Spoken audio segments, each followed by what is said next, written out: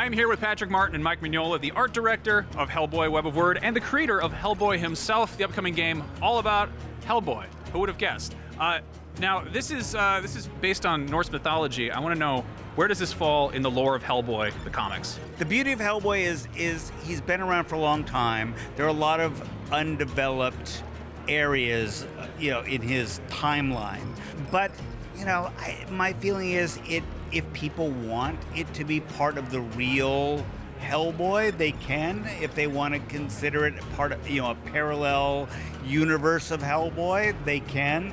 But I think it's not one of those things where it reinvents Hellboy to be a completely different universe. So it's up to the player if it's canon or not.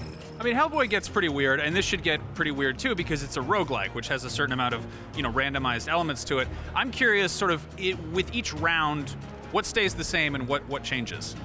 So Hellboy himself, he can upgrade some of his abilities, and also how strong he is, for example, how resilient he is. Also, he has weapons and charms that he can take into the Wyrd with him, and he can augment those as well.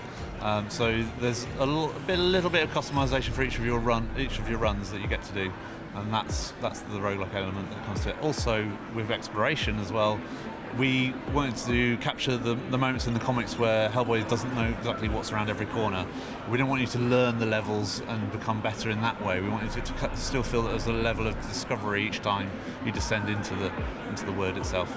Nice. Now, there's some very cool creatures that we saw in action. Are there any sort of returning creatures from the comics that we should know about? We're very lucky that we had a blank slate in that for that, and that also meant that we were free in a way to come up with characters that work for the game, if that makes sense. Very much, and also feel like, say for example, the BPRD members, that these are characters who also, work and would be there in the comics maybe. I would say it's always good when these things work completely independently. The more you try to connect them, the more trouble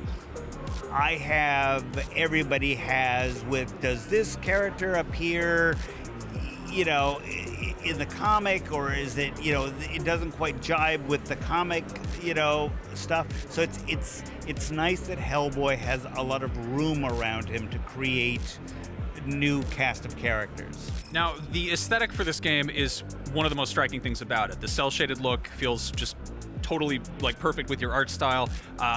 Was it like this when they showed it to you, or was there ever a version that had more gradient? Did you give them notes on how to make it really have that Mike Mignola look?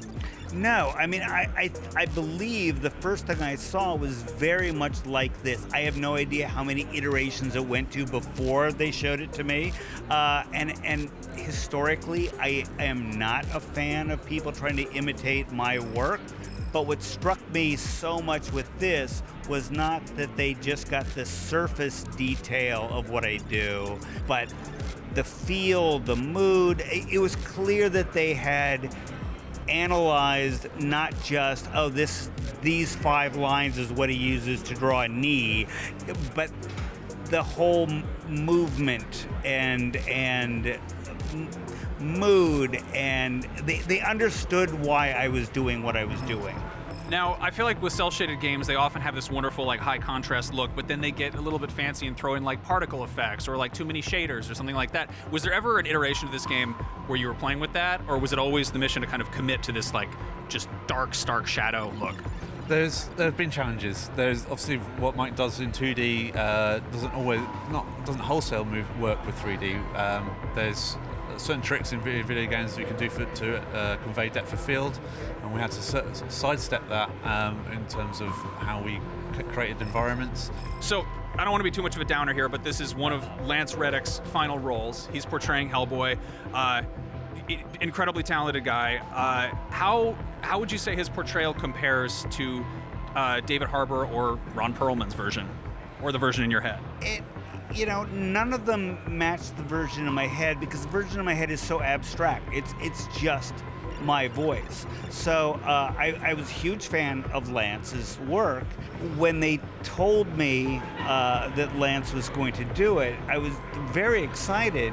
It was not something I would have thought of, but it works like crazy. He was a different Hellboy, but he was Hellboy. I've never been able to say, oh, this guy should be Hellboy or that guy should be Hellboy.